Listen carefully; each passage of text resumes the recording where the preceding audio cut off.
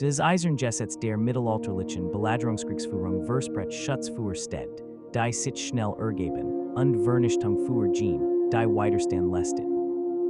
Was die Geschichtsbücher oft verschleiern, versteckt zwischen Erzählungen von Ritterlichkeit und ist, dass die Frauen am schlimmsten von dieser Vernichtung betroffen wären.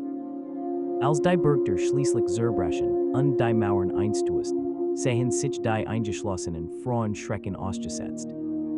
Die mittelalterliche Schriftsteller nur schwer vollständig beschreiben konnten.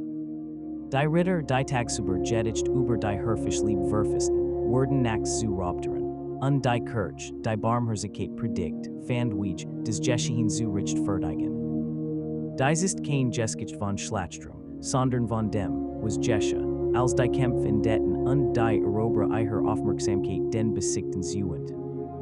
Das mittelalterliche Europa baut ein ganzes Rechtssystem auf dem Verständnis auf, das belagert steht vor einer harten Wall standet.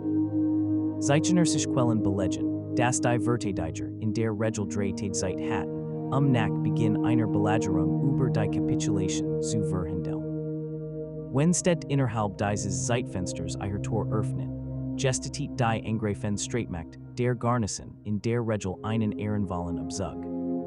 Und Zivilisten konnten mit dem Leben und einigen Habseligkeiten entkommen. Lässt ein Staat jedoch Widerstand und fiel schließlich durch Sturm oder Hunger, verflüchtigten sich alle Versprechen auf Neid. Belagerungskrieg und der Zusammenbruch des zivilen Schutzes.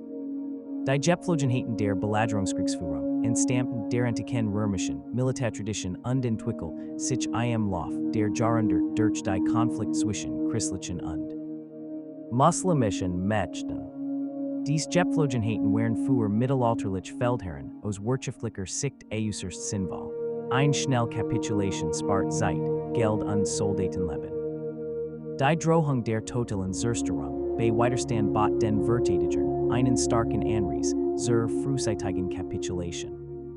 Chroniken aus dieser Zeit belegen, dass dieses System zumeist wie vorgesehen funktioniert. Sobald die Mauern fielen, Juahit des Kriegsgeschehensrecht den angreifenden Soldaten des Recht, ein erobert Staat für ein bestimmt Zeit, in der Regel 3 Tage, zu plündern. In diesem geduldeten Chaos wurden die üblichen Regeln außer Kraft gesetzt. Soldaten, die bei der Belagerung ihr Leben riskiert hatten, erwarteten Butte als Lohn, und die Befehlshaber wussten, dass die Verweigerung dieser Belohnung ein Meuterei auslösen konnte. Agentem konnte beschlagnahmt, Reichtum umverteilt und die Stadt ihrer Wertgegenstände beraubt wurden. Doch des Plünderungsrecht erstreckt sich über materielle Güter hinaus und umfasst auch die Leichen der Besiegten. Frauen wurden zur Kriegsbeute, die eigenen jegliche Handlungsfähigkeit und jeglicher Schutz verweigert wurden, sobald die Mauern ihrer Stadt gefallen wären. Mittelalterliche Rechtsgelehrte und Theologen debattierten über die Feinheiten der Theorie des gerechten Krieges. Doch dies philosophischen Diskussionen boten den in eroberten Städten Gefangenen Frauen keinen praktischen Schutz. Die in Verwaltungssicht, Klagen und Verstruten Chroniken dokumentiert Realität zeigt, dass Frauen unabhängig von ihrem Status, Alter oder ihrer Unschuld systematischer Gewalt ausgesetzt wären. Der Zusammenbruch des Zivilschutzes, den modernen Kriegsgesetze zu verhindern versuchen. War in der mittelalterlichen Belagerungskriegsführung ein akzeptiertes Merkmal als ein bedauerlicher Fehler. Die Behandlung von Frauen variiert zwar je nach Region und Epoche, doch lassen sich aus den Quellen bestimmt Muster erkennen. Die Belagerungen in Nordeuropa während des Hundertjährigen Krieges zwischen England und Frankreich wären von besonders brutaler Behandlung der Zivilbevölkerung geprägt, als die Truppen Edwards III. 1346 KHN Einnahmen, berichten Chroniken von White Verbreiteter, Gewalt gegen die Bevölkerung. Ähnlich Schenen spielten sich auf dem gesamten Kontinent ab, wann Belagerungen in einem Sturmstaat in Verhandlungen in Detten. Der Zusammenbruch des Schutzes beschleunigt sich, als religiöse Differenzen ins Spiel kamen. Die Kreuzer beseitigten die wenigen bestehenden Beschränkungen in Konflikten zwischen christlichen Mächten. Muslimische Frauen in eroberten Kreuzfahrtstädten wurden mit theologischen Argumenten behandelt, die sie als ungläubig brandmarkt, deren Leiden einem Göttlichen Zweck dient. Die Belagerung und der Fall Jerusalems im Jahr 1099 Fuhit zum Massaker in der muslimischen und jüdischen Bevölkerung der Stadt. Wobei zeitgenössische muslimische Quellen die besonderen Gräueltaten in Frauen und Kindern schildern. Christliche Quellen aus dem ersten Kruzug vermeiden bemerkenswerterweise detailliert Beschreibungen der Behandlung weiblicher Gefangene, ein Vilsegens Schweigen.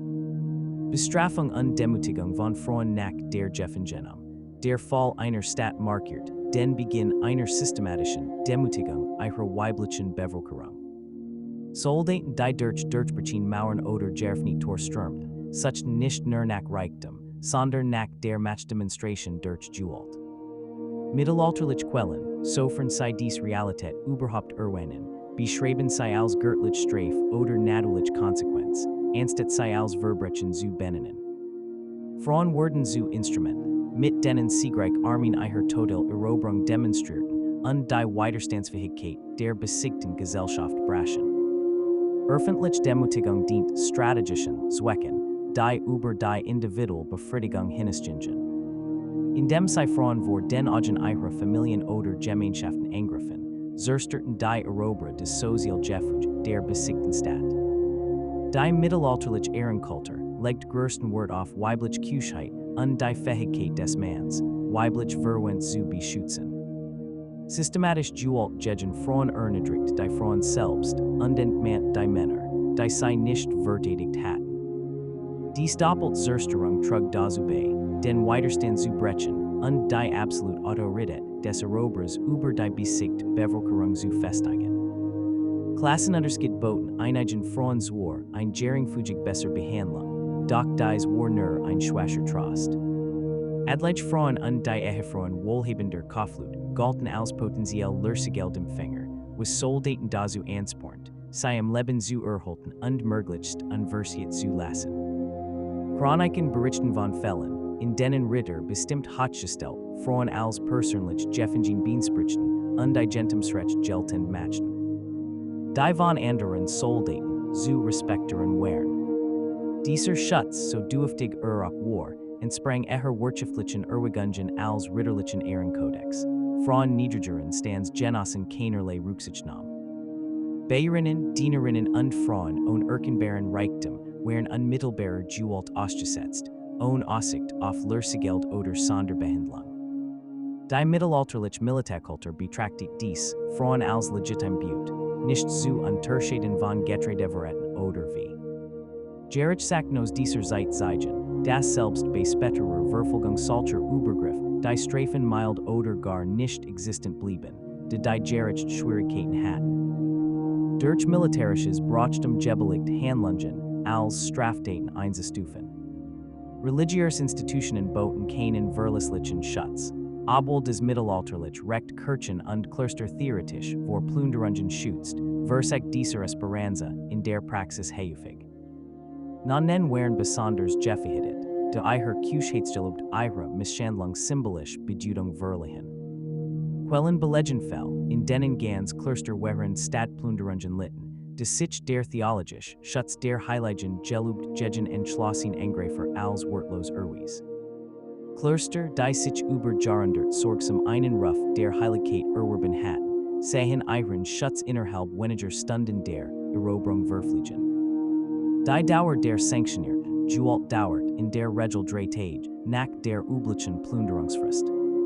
Während dieser Zeit wird die militärische Disziplin praktisch aufgehoben, die Soldaten ihren Versprechen Belohnungen nachgingen. Befehlshaber die Versichten, die Plünderung vorzeitig zu stoppen, riskierten, die Kontrolle über ihre Truppen vollständig zu verlieren. Historisch Bericht belegen, dass die Truppen Wilhelms des Eroberers nach der Eroberung von Dover im Jahr 1066 sen Befehl zur Zurückhaltung ignoriert. Und ähnlich Vorfälle erreichen sich im gesamten Mittelalter. Die einmal gegen Gesetz Gewaltmaschinerie ließ sich nur schwer stoppen, Lösegeld, Sklaverei und Zwangsheirat als Kriegsbeute.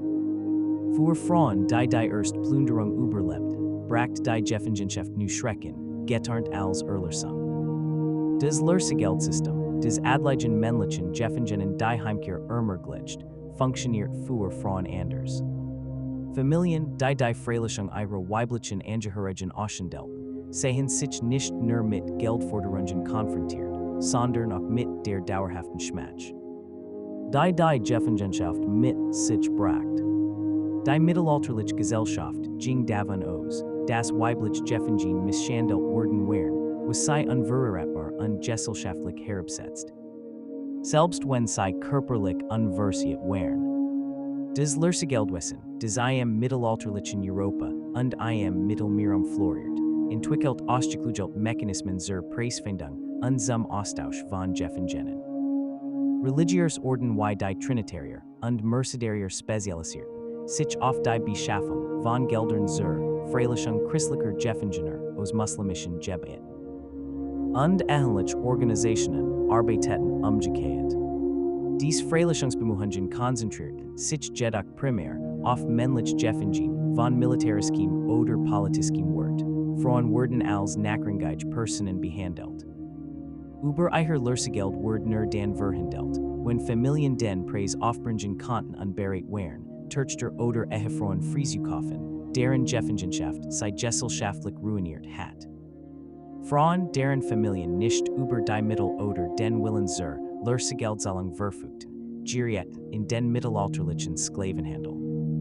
Sie möchten wie Venedig und Genua unterhielten florierende Sklavenmärkte, auf denen Gefangene aus Belagerungen und sichtlichen sowie Sklaven aus anderen Quellen gehandelt wurden, nachdem Alonso VII.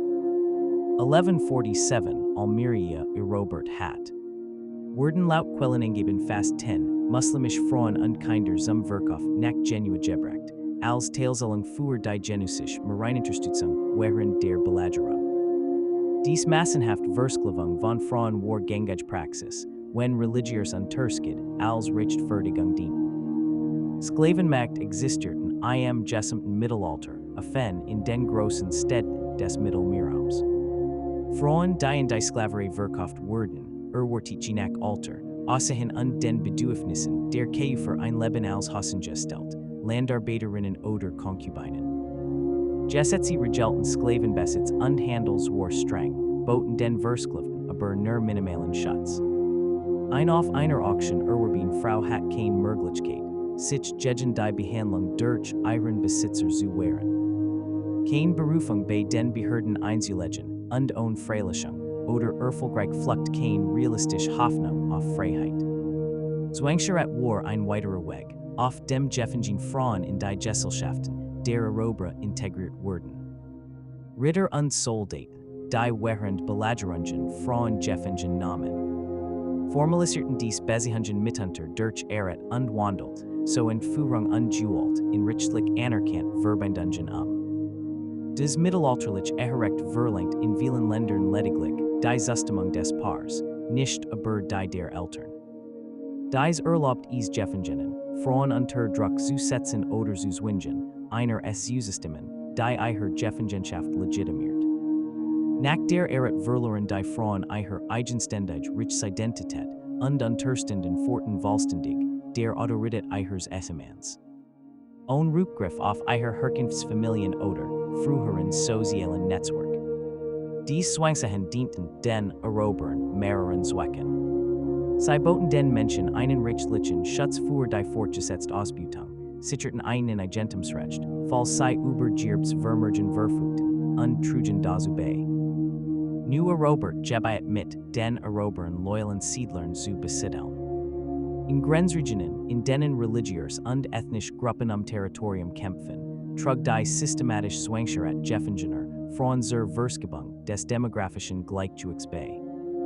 Die aus diesen Verbindungen hervorgegangenen Kinder gehörten der Gemeinschaft des Vaters und verringert so allmählich die Präsenz der eroberten Bevölkerung. Die langfristigen Folgen für die in solchen Ehen Gefangenen Frauen fanden in mittelalterlichen Quellen. Die sich eher auf politisch und militärisch Ergebnis als auf das Individualleid konzentrierten, kaum Beachtung. Doch während Zeugnis belegen die Isolation und Ohnmacht dieser Frauen.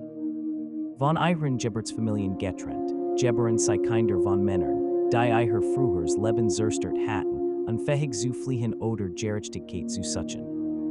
existierten sei in permanenter Gefangenschaft, getarnt als häusliches Leben. Einige mittelalterliche Quellen preisen solch ehen als christlich Bekehrung ungläubiger Frauen unzeigen so, wie religiös Rhetorik Gräueltate in Tugend verwendelen Kant. Der Sklavenhandel und die Zwangsheiratnetzwerk, die von Belagerungskriegen profitierten, schufen dauerhaft wirtschaftliche und soziale Strukturen. Händler spezialisierten sich auf den Kauf und Transport weiblicher Gefangener über weite Strecken und brachten das Angebot aus den Feldzügen mit der Nachfrage auf den Fernab der Schlachtfelder. Gelegenen Sklavenmärkten in Einklang. Dies Professionalisierung des Menschenhandels hielt über Jahrhundert und passt sich den wechselnden politischen Umständen an, behielt aber ihre grundlegende Funktion bei. Im Krieg Gefangennahme, Frauen in wer und Igentem zu verwendelen. Manch Frauen in Gefangenschaft fanden Wege, ein besser Behandlung oder gar die Befreiung auszuhandeln. Mittelalterliche Quellen berichten gelegentlich von versklavten Frauen, die nu sprachen lernt, zum Glauben ihrer Peiniger konvertierten oder Fähigkeiten entwickelten. Die ihren Wort und ihre Verhandlungsmacht steigerten.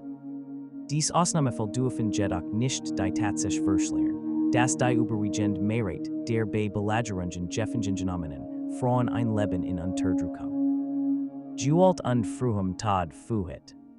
Die einigen, die Glück hatten, starben schnell während der ersten Plünderung, die Überlebenden erdelten oft jahrzehntelang Nettschaft. Die rechtlichen und religiösen Rahmenbedingungen des mittelalterlichen Europas boten keinen wirksamen Schutz vor diesen Praktiken. Das Kirchenrecht verbot zur die Versklavung von Glaubensgenossen durch Christen, sich aber als wirkungslos, sei zu verhindern. Das weltliche Recht erkennt den Untergeordnet Status der Frauen und unbot ihnen kaum Möglichkeit, sich gegen männlich Autorität zu wehren. Theologisch Argument über gerichten Krieg und göttlich Strafe für Sünd lieferten ein willkommen Rechtfertigung dafür, erobert Frauen als legitim Kriegsbeute zu behandeln. Ausgerechnet jene Institutionen, die Gewalt hätten eindämmen können, ermöglichten und legitimierten sei stattdessen. Modern Wissenschaftler, die sich mit mittelalterlichen Belagerungskriegen befassen, haben erst in jüngster Zeit begonnen, die systematisch Gewalt gegen Frauen zu dokumentieren. Die früher Historiker übersehen oder verharmlost haben. Chroniken mittelalterlicher geistlicher Verschleierten oder verschwiegen dies Aspekt der Kriegsführung oft und konzentrierten sich stattdessen auf militärischen Ruhm und politisch Ergebnis. Richsakten und Verwaltungsdokument offenbaren bei jener Prüfung Missbrauchsmuster, die der Skewiller Mythologie widersprechen. Die Diskrepanz zwischen dem Selbstverständnis des mittelalterlichen Europas als christliche Zivilisation und seinem Umgang mit Frauen in eroberten Städten bleibt einer der deutlichsten Widersprüche. Der Lösegeld. Die Frauen, die unter den mittelalterlichen Belagerungen litten, hinterlassen nur wenig Zeugnis. Die mittelalterliche Gesellschaft zeichnet ihre Stimmen nicht auf, bewahrt ihr Brief nicht auf und ihr Andenken nicht.